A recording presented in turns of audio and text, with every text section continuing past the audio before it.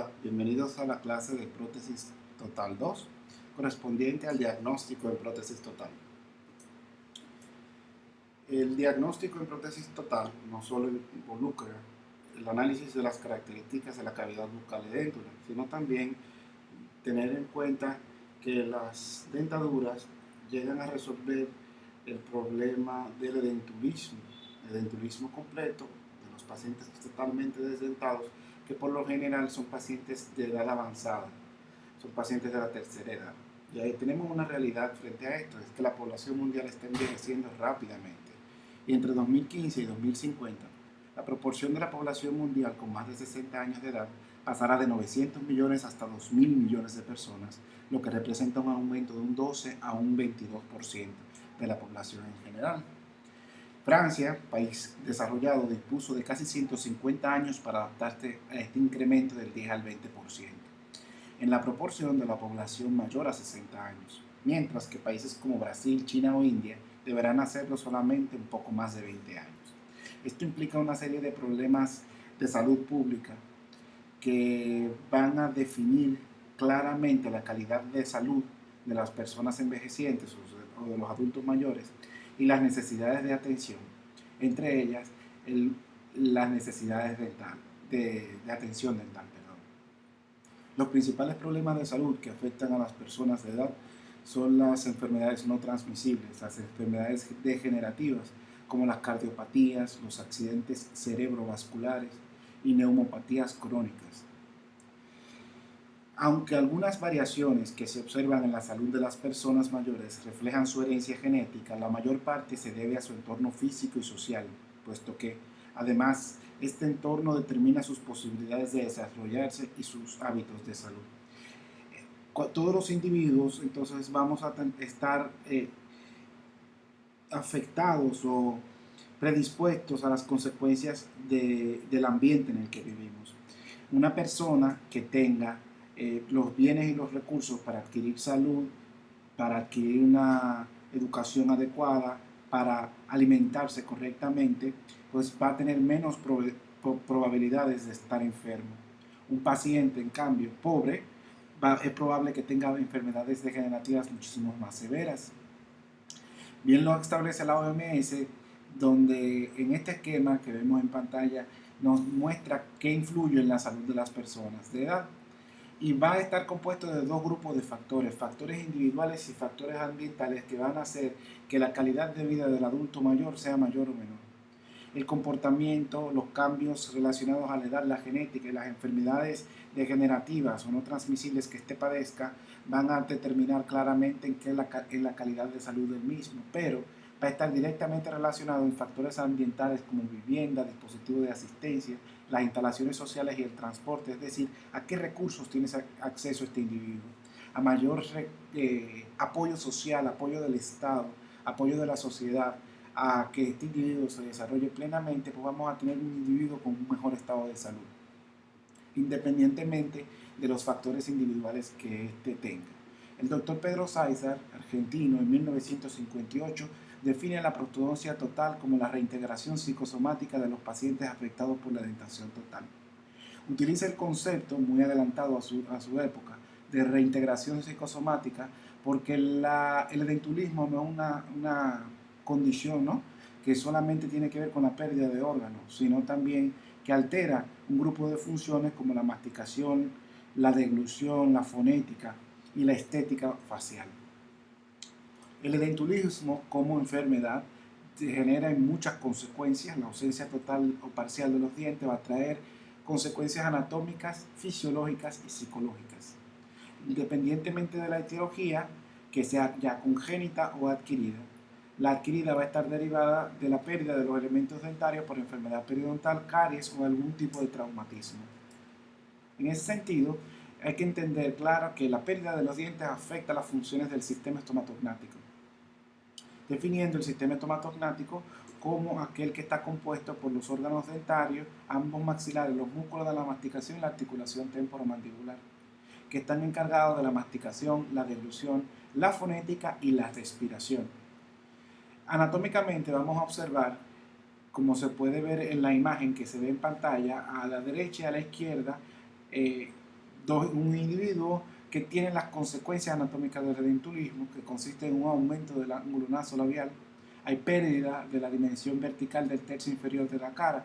Cuando hablamos de dimensión vertical nos referimos a la altura, que va en este caso a estar desde la base de la nariz a la base del mentón. Hay soporte extraoral deficiente de los músculos y se altera el plano estético. Específicamente, la pérdida de dimensión vertical va a acarrear dos consecuencias claves: un colapso de los maceteros, los pterigoides y el buccinador, y es común que se observe los músculos hipotónicos. También va a haber un cambio posicional de la mandíbula, provocando un pseudoprognatismo, es decir, que el ser humano va a buscar contacto en el sector anterior y por ende protruye la mandíbula. Filtrum deprimido, labio deprimido, comisura labial, deprimida, son características claves y patognómicas del denturismo total que suman de por sí un soporte extraoral deficiente de los músculos. Si observamos en esta animación, observamos que los dientes van a tener la particularidad de que van a dar razón de ser al hueso de soporte alveolar. Si los dientes se pierden, el periodonto como órgano desaparece y va a empezar un proceso de reabsorción. Este proceso de reabsorción tiene la característica de que va a haber una disminución del alto y el ancho del hueso, la mucosa queratinizada disminuye, las inserciones musculares se van a hacer más sobre la cresta alveolar. Entonces eso va a producir que se eleve la prótesis ante una elevación muscular y mayor movimiento de la lengua. Como observan en la simulación, también los cambios intraorales repercuten en la apariencia del individuo y se muestran las consecuencias que anteriormente vimos en la diapositiva anterior. Es importante entonces entender que fisiológicamente habrá cambios también. La alteración de la función masticatoria es lo primero, o sea, no tenemos con qué masticar, el músculo se disminuye en tamaño, en número y son reemplazados por grasa y tejido conectivo fibroso. Entonces eso prolonga el tiempo que demora el paciente en masticar el alimento y la calidad del bolo alimenticio. La función motora se ve alterada y por ende se afecta el habla y se afecta también la respiración. La CUR establece que la fuerza de mordida de un adulto senil es 6 veces menor que la de un adulto joven. Eso se debe a la hipotonicidad de los músculos. Como pueden ver en pantalla, la pérdida de un diente acarrea cambios, vuelvo y les repito. La reabsorción es un proceso fisiológico y es un proceso normal en los seres humanos. Cuando se pierden los dientes, se reduce en altura y en ancho el volumen del hueso residual de soporte. La lengua y los carrillos pasan a ocupar esa zona y entonces eso implica que se va a necesitar para la colocación de implantes, por ejemplo, o para sostener una dentadura, un hueso de soporte suficiente para que resista las fuerzas de masticación. Los injertos óseos son opciones que se utilizan desde hace muchos años para la colocación de aparatología en el caso de los pacientes desdentados, ya sea mucosoportada o implantes soportados. Entonces, el tiempo va a definir también el tipo de reabsorción o qué tan severa va a ser.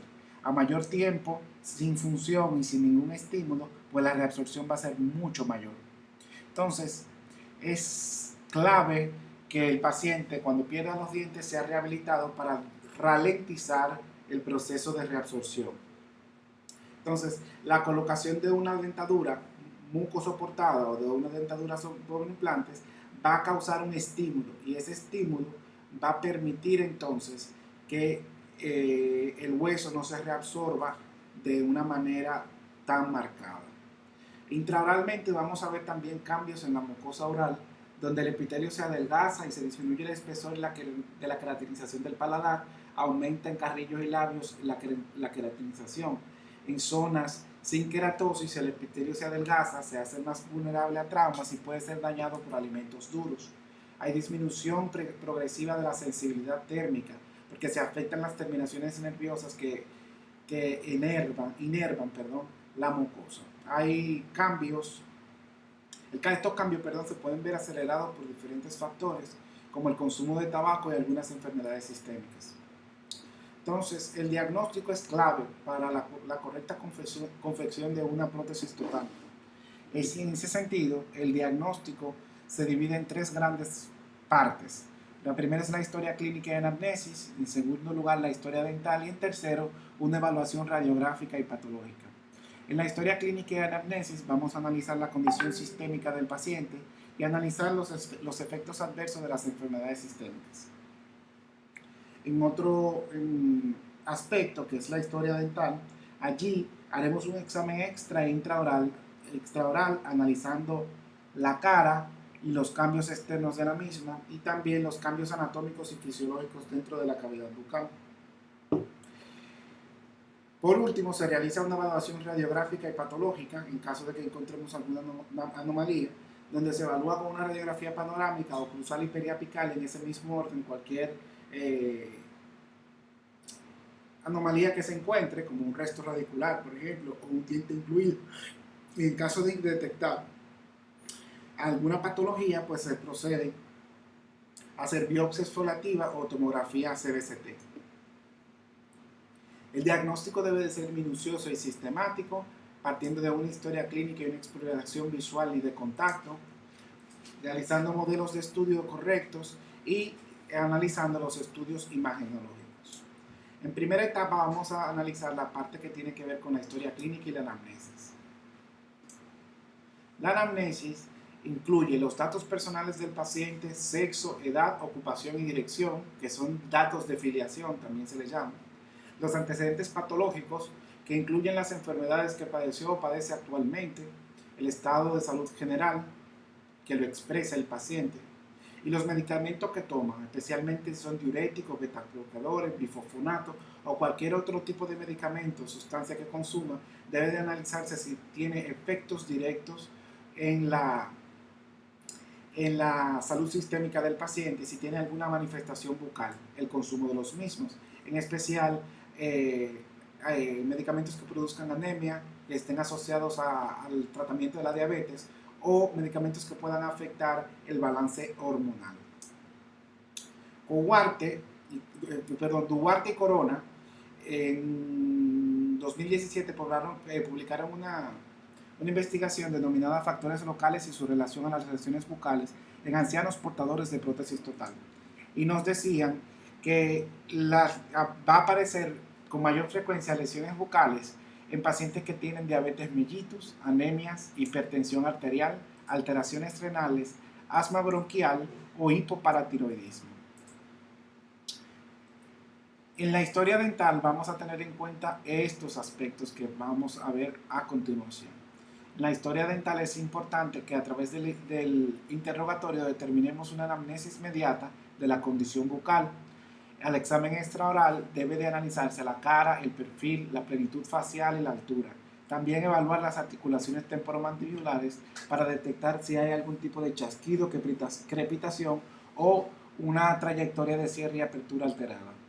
Al examen intraoral debemos analizar la mucosa en forma y altura y tamaño de los rebordes maxilares, el espacio intermaxilar, las inserciones musculares, la sensibilidad palatina, la saliva, la lengua y el tono muscular. En el examen imagenológico vamos a proceder a verificar a través de una radiografía panorámica cuáles son las estructuras óseas, cuál es el estado de ellas referente a la reabsorción y si existe alguna patología dentro de los huesos maxilares, o sea, de los maxilares analizados. En caso de que aparezca alguna anomalía como un resto, criste residual o una lesión radiopaca, se procede a realizar una radiografía oclusal o periapical. Y en caso de que encontremos una anomalía que sea de tejido blando, pues se refiere a cirugía bucomaxilofacial o a patología para ser evaluada con una biopsia exfoliativa. Otalión Williams decía que el aspecto de la cara guarda relación con la forma de las arcadas y se relaciona con la forma de los dientes. A este concepto se le conoce como triada de Berry y es clave para un buen diagnóstico en prótesis total. Villain, en 1923, establecía que desde el punto de vista protésico de la cara se analizarán 4 aspectos básicos: perfil facial, contorno facial, plenitud facial y altura facial. Y estos van a estar directamente influyendo en una zona especial que se denomina zona de influencia protésica, que es la zona dentro de la cual se producen las modificaciones inmediatas con el auxilio de un tratamiento protésico adecuado. Se van a limitar directamente al tercio inferior de la cara, pues allí se van a recuperar inmediatamente colocada la prótesis aquellas características perdidas anatómicas y fisiológicas derivadas del edentulismo. Cuando hablamos de perfil facial, nos referimos básicamente a aquella referencia que está integrada por la frente, la depresión nasal, el extremo nasal y el mentón. Básicamente tenemos tres tipos de perfil en el adulto, y es un perfil convexo, un perfil recto y un perfil cóncavo. Como bien lo dice la definición, nosotros trazamos tres puntos, ubicados uno en la frente, otro en la depresión nasal y otro a nivel del mentón. Al ubicar estos tres puntos y trazamos una línea, vamos a tener el perfil. Si comparamos entonces la línea trazada en la fotografía del fondo con uno de los tres tipos que se ve aquí, ¿cuál de ellos sería? Si dijiste convexo, estás en lo correcto, pues se observa una línea que forma una convexidad. El contorno facial, entonces, vamos a tener tres formas básicas. Y las formas van a ser la forma cuadrada, ovalada y redonda, y se refieren al contorno de la cara. El contorno de la cara, entonces, va a tener directa relación con la forma de los dientes y la forma del reborde. En una cara cuadrada tendremos un reborde cuadrado y dientes cuadrados. En una cara ovalada y en una cara redonda tendremos rebordes redondeados o ovoides y dientes ovoidales. Y en una cara de forma triangular tendremos reborde triangular y dientes triangulares. Otro aspecto importante es la altura facial. La altura facial es la altura fisionómica a la medida entre la base del mentón y la línea de nacimiento del cabello o tríqueo. Las medidas de la altura facial se transforman en distancias entre puntos. Altura o distancia nasomentoniana, y altura labio pupilar. Como pueden ver en la imagen, si trazamos esas líneas, la altura del tercio superior de la cara va desde la línea de nacimiento del pelo a la glábela. De la glábela a la base de la nariz es el tercio medio, y de la base de la nariz al mentón es el tercio inferior de la cara. La proporción entre estos tres tercios establece una simetría facial que es importante para el restablecimiento de la dimensión vertical perdida en el tercio inferior de la cara. Examen intraoral. Al examen intraoral, entonces, vamos a analizar una serie de aspectos importantes. Preti, en el libro Rehabilitación Protésica Tomo 2, establece que se debe de verificar la salud de la mucosa, la forma de los rebordes, la altura de los rebordes, el tamaño de la arcada, la forma de la bóveda palatina, las inserciones musculares y el paralelismo de los rebordes. Con respecto a la salud de la mucosa, vamos a tener tres estados claves: saludable, irritada y patológica. Una mucosa saludable es una mucosa normocoloreada de un color rosa pálido, donde se observa una encía queratinizada adherida bien al hueso de soporte. Es una mucosa que es resiliente, es decir, que cuando usted la presiona y quita el estímulo, ella entonces vuelve a su forma original cuando no estaba sometida a esa presión. La mucosa irritada es una mucosa enrojecida, generalmente va a presentarse, como se observa en la imagen, una diferencia entre zonas de color, entre un rosa coral intenso a un rosa pálido. La mucosa irritada va a estar asociada a contaminación por bacterias y también a uso de prótesis durante mucho tiempo que ya están que no están en buen estado. La mucosa patológica es una mucosa también de un color rosa coral intenso y donde va a aparecer deformación en el tejido y crecimiento de tejido de manera anormal. Va a haber metaplasia tisular y esto va a provocar la aparición de, como pueden ver en la imagen, hacia la parte más izquierda superior de la pantalla, de lesiones como el epidifisurado, cuando hay Candida albicans o cualquier otro tipo de lesión en la mucosa. Con respecto a la forma de los rebordes, vamos a tener que distintas clasificaciones. La más popularizada es la clasificación según Coscolla Rodríguez. Coscolla Rodríguez decía que existían tres formas básicas de reborde: forma de B, forma de U y forma de C acostada. La forma de B, la cara vestibular y palatina se encuentran convergiendo hacia oclusal formando una verdadera arista. En la forma de U, la cara palatina y vestibular están en una posición aproximadamente paralela y una cresta del reborde bien ancha. En la forma de C acostada, las caras vestibulares y palatinas son convexas y retentivas. Las áreas edéntulas entonces se van a clasificar según la forma del reborde, visto desde oclusal y transversal en rectangular, triangular y ovoide, triangular, rectangular e irregular. Desde el punto de vista transversal, la de menor estabilidad es la triangular y la rectangular la que ofrece mejor estabilidad protésica. Vamos a encontrar también dos tipos de mucosa en las áreas edéntulas. Le coloco esta foto de un paciente parcialmente desdentado para que puedan entender bien la diferencia entre mucosa de revestimiento y mucosa masticatoria. La mucosa de revestimiento es un epitelio plano pluristratificado queratinizado. Presenta un tejido conjuntivo denso, submucosa laxa y no está unido al periósteo. En cambio, la mucosa masticatoria es más resistente y presenta un epitelio plano estratificado queratinizado según el rocer que esté expuesto. Presenta un tejido conjuntivo denso con fibras colágenas insertadas en el periósteo y sirve de apoyo a la base protésica. La altura de los rebordes va a estar definida por el nivel de reabsorción que tenga. Existe una clasificación muy popular que es la clasificación de Lecholm-Izard de 1985, que clasifica los huesos de acuerdo al nivel de reabsorción que tenga de tipo A a E. El A es un reborde alveolar presente en su mayor parte, un reborde que casi no ha sufrido cambios. B, que tiene moderada reabsorción del borde residual, y C, que tiene avanzada reabsorción del hueso alveolar residual. Tipo D es cuando ya comienza la reabsorción del hueso basal, y el E cuando ha ocurrido la reabsorción extrema del hueso basal y casi no tenemos ningún hueso.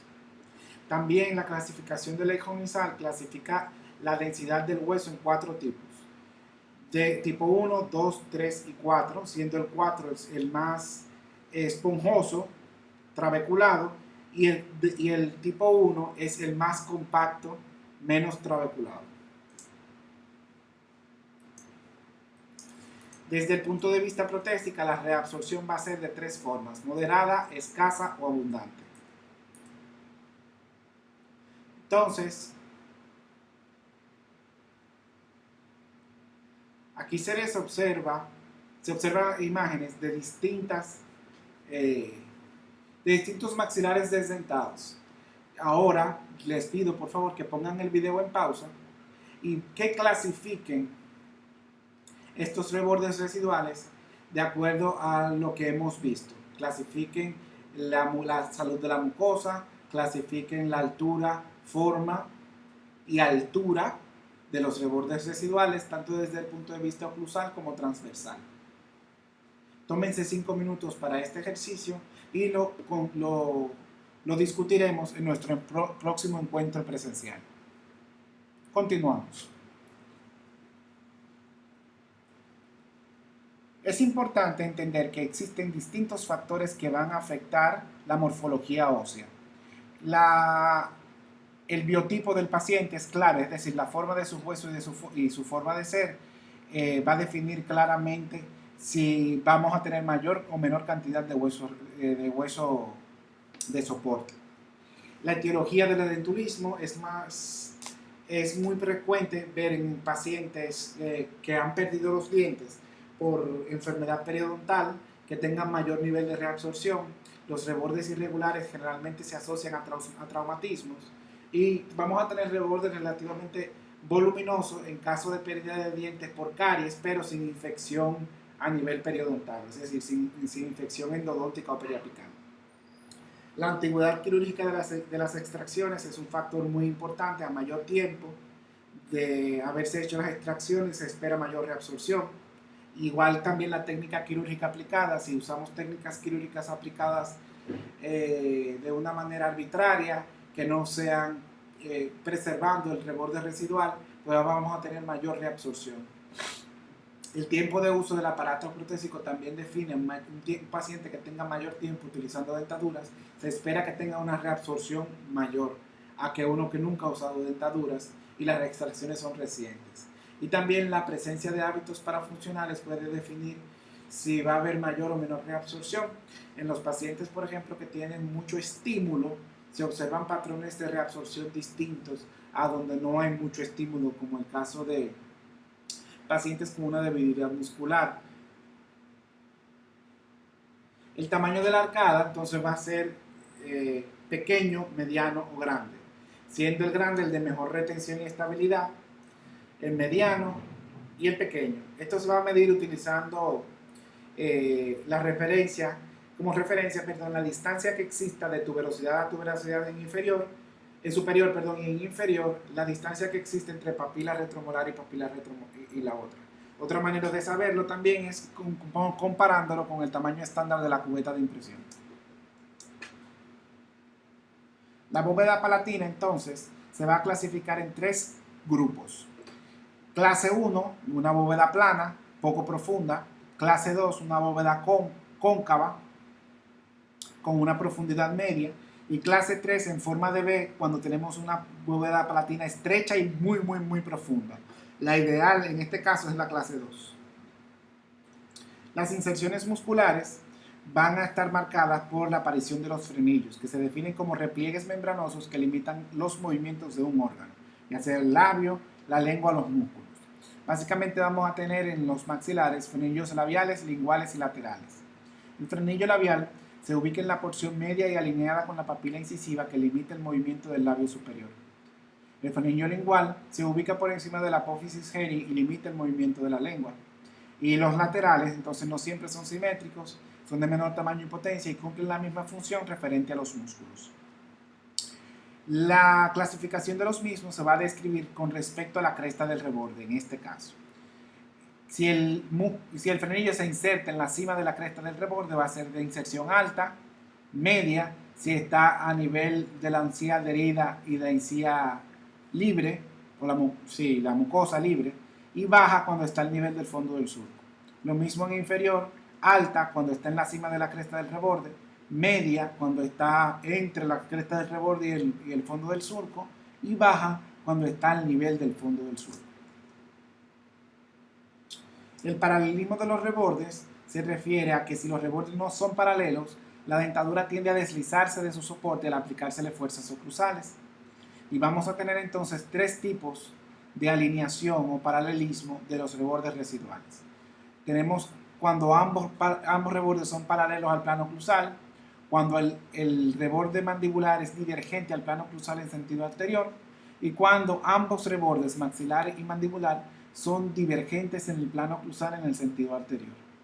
La ideal en esos casos es la primera, cuando ambos rebordes son paralelos, siendo la tercera, cuando ambos maxilares son divergentes, la de peor pronóstico. Otro concepto o otro aspecto a analizar en el diagnóstico es el espacio intermaxilar. El espacio intermaxilar se refiere al espacio disponible entre ambos maxilares para albergar la base protésica y los dientes artificiales. El espacio intermaxilar entonces va a ser suficiente, aumentado o insuficiente. Cuando hay espacio suficiente vamos a tener en promedio una distancia entre ambos maxilares que va a superar los 40 milímetros. En un espacio aumentado cuando es superior a los 40 milímetros, y aquí en insuficiente cuando tenemos solamente tenemos de 20 a 22 milímetros, lo cual no es suficiente para albergar ambas dentaduras. Otro aspecto, que se volvió a poner esto.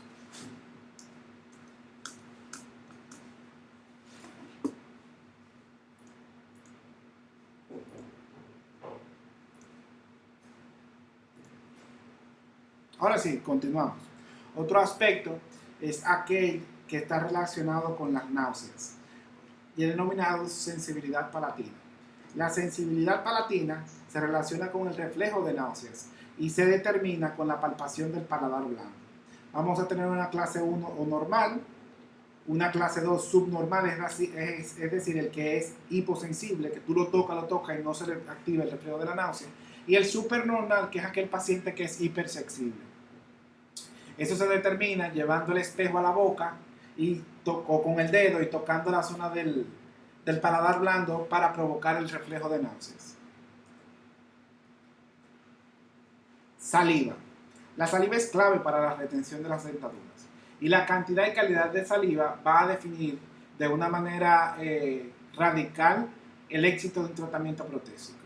Tenemos una saliva clase 1 cuando la cantidad y calidad normal de saliva es presente en boca con adecuadas propiedades cohesivas y adhesivas. Una saliva clase 2 es aquella que se presenta en cantidad excesiva y calidad deficiente con propiedades cohesivas y adhesivas degradadas. Y una clase 3 es aquella saliva que aparece en boca con cantidad reducida y calidad deficiente con propiedades cohesivas y adhesivas degradadas. Otro aspecto clave es la lengua. La lengua va a ser un órgano que tenemos que tener en cuenta diagnosticar para que por su tamaño y movilidad poder prevenir complicaciones durante el transcurso del tratamiento. Vamos a tener lengua clase 1 cuando el tamaño, desarrollo y funciones son normales. Clase 2 cuando el tamaño es mediana, desarrollo y funciones normales. Y una clase 3 cuando el tamaño es aumentado pero tiene funciones anormales o hipermovilidad. Entonces, el tono muscular se refiere a la actividad de los músculos que se relacionan con los bordes de la dentadura y se define el tono como el estado permanente de contracción parcial, pasiva y continua de los músculos. Vamos a tener un tono muscular normal o subnormal. El tono muscular normal se da en pacientes que no han sufrido cambio degenerativo en sus músculos. Sin embargo, el subnormal se observa en pacientes que llevan dentadura completa pero mantiene una dimensión vertical establecida. Luego del diagnóstico conviene a establecer el plan de tratamiento siguiendo este protocolo. En una primera fase realizaremos impresiones primarias o preliminares, acondicionamiento de los tejidos y cirugía paraprotésica o preprotésica. En una fase 2, impresiones definitivas y registro de relación intermaxilar, prueba de rodetes o registro de mordida. Y en una fase 3, prueba de enfilado, prueba con dientes o prueba de encerado, colocación o instalación y controles. Al igual que el diagnóstico, el tratamiento debe de ser minucioso y sistemático, apoyado en la historia clínica, siempre teniendo en cuenta la exploración visual y de contacto, con un buen diseño en los modelos